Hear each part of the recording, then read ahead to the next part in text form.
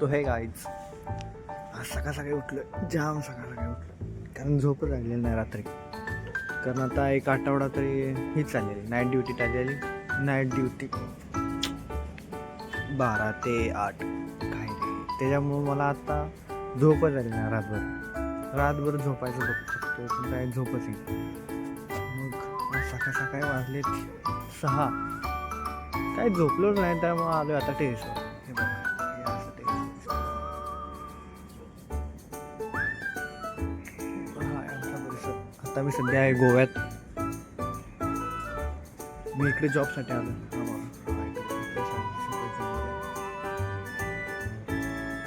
इकडे लाईट चालूच आहे. ही माझी जागा, मी इथं बसतो रोज बसणार इथंच. तर आपलं ड्युटीवरून आल्यानंतर का नाही इथं बसायचं, मस्त मजा वाटते. मग दाखवतो कुठलं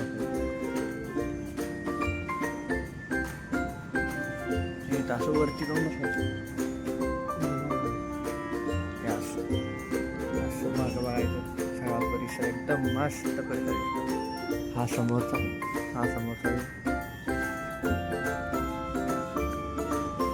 तर नाही आहे ना, असंच असणार माझी हात.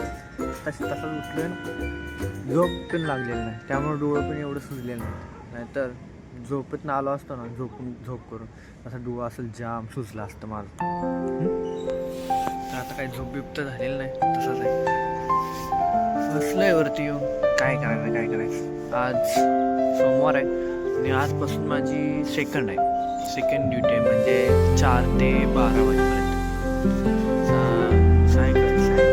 सायंकाळी 4 ते रात्री 12 वाजता.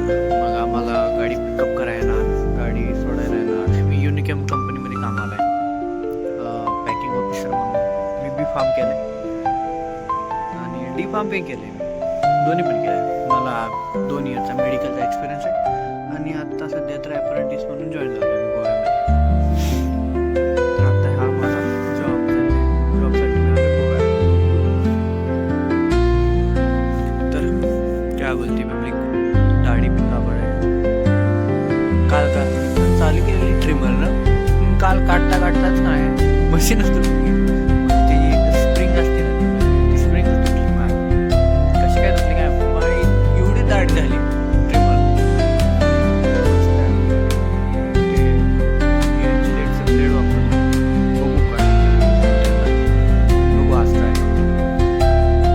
ठीक आहे, तसं काय गुड मॉर्निंग साईड हे बोलत राहायचं. ठीक आहे, तुमचं कसं चाललंय? निवांत चाललं असं. आता माझ्या मनात येतो रोज की रोज व्यायाम करायचा, असं करायचं. पण काय होत नाही. कारण 3 ड्युटी असतात, 3 शिफ्ट असतात माझ्या. एक सकाळ, दुपार, संध्याकाळ. सकाळची असते ती मॉर्निंग शिफ्ट असते. फर्स्ट ती 8 to 4 असते. Second 4 to 12 and third 12 to 8 नाईटला. तर काय झोपणं काय, तर तिथं कंपनीमध्ये काही भेटत नाही, काय नाही. सगळं आपल्या आपण करायला लागतं, सगळं हँडल करायला लागतं. त्यामुळं कामच असतात, काय नाही. मी पण हा ब्लॉग आता इकडं आल्यापासून स्टार्ट केली. नवीन चॅनल आहे, सपोर्ट करा. मी सगळं तुम्हाला गोव्याचं सांगत असेन. ठीक आहे, माझी जर्नी तुम्हाला सांगायचं म्हटल्यानंतर मी प्रॉपर आहे सातारा, कराडमधून येतो मी. कराडमध्ये येवती गाव आहे, एक छोटंसं गाव आहे, जास्त मोठं नाही, छोटंसं आहे. ते छोट्याशा गावात राहतो मी. आणि तिथून मग मी डिप्लोमा केला फार्मसी. मग डिप्लोमा इन फार्मसी केला मी घोगाव. तिथे एक माझ्या किती 4-5 किलोमीटर दूर असेल गाव, तिथं मी डिप्लोमा केला. आणि मग तिथून मग नंतर मी डिग्री करायचं होतं. मग डिग्रीसाठी नंबर लागला माझा नाशिकला. मी नाशिकला गेलो.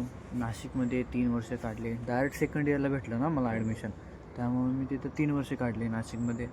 नंतर फर्स्ट इयर चांगलं केलं. सेकंड इयरच्या लास्टला, म्हणजे सेकंड इयरच्या लास्ट पेपरला, लास्ट सेमिस्टरला नाही, मला एक मुलगी भेटली.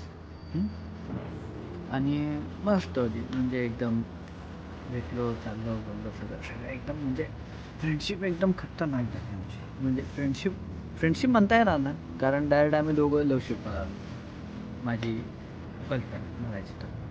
तर आमची ओळख कशी झाली, म्हणजे मी माझा जो रोल नंबर होता ना, आमचा प्रॅक्टिकल पेपर चाललेला आणि माझ्या रोल नंबरचा पुढचा रोल नंबर होता ना, तो एक दुसरी मुलगीचा होता आणि ती मला भाऊ म्हणत होती आणि मी तिला सिस्टर म्हणत, कारण आम्ही असे सिस्टर भाऊसारखंच वागायचं.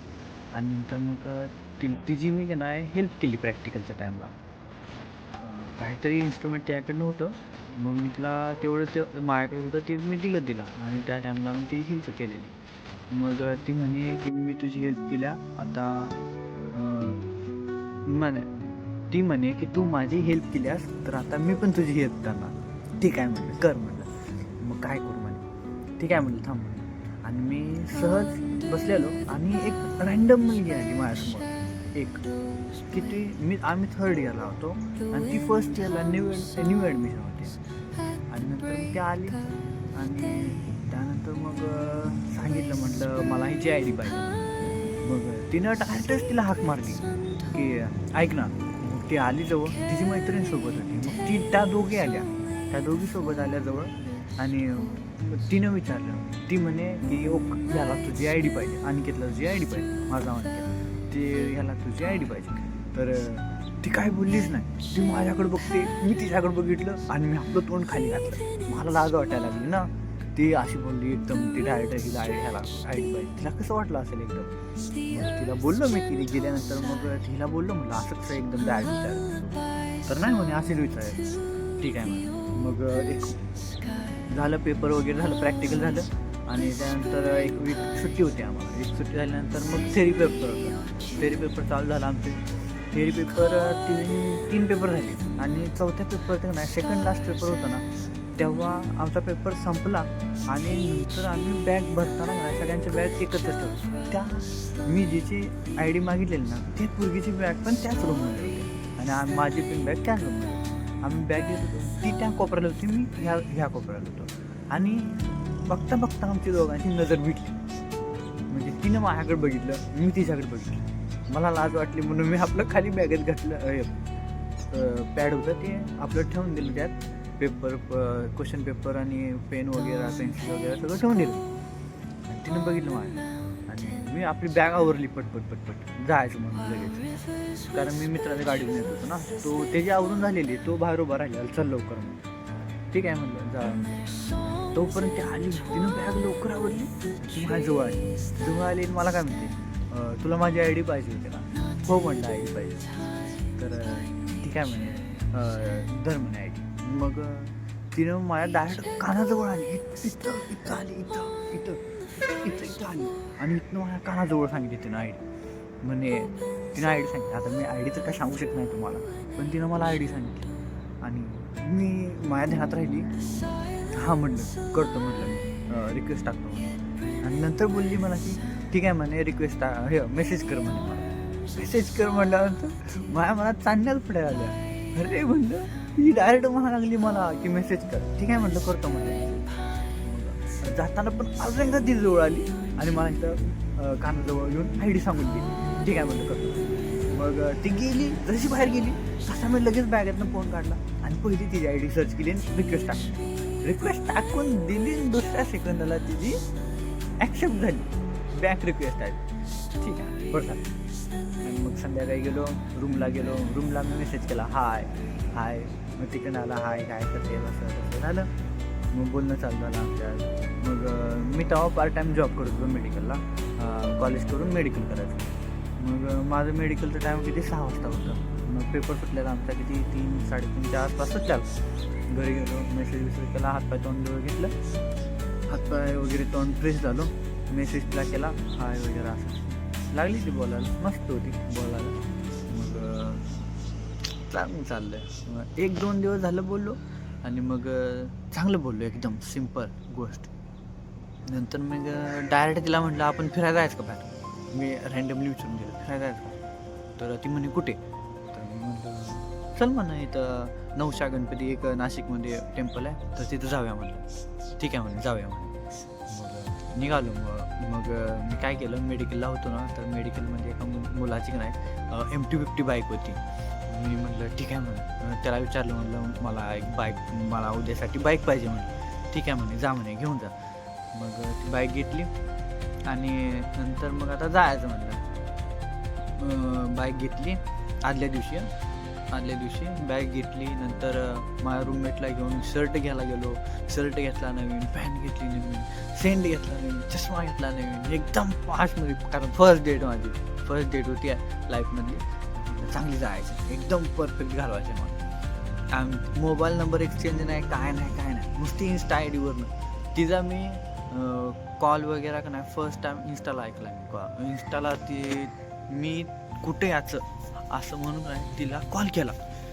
तेव्हा ती घरीच राहते ना, मग तेव्हा कॉल केला ना, तेव्हा तिचा मी फर्स्ट असं मोबाईलवर कॉल आवाज ऐकला.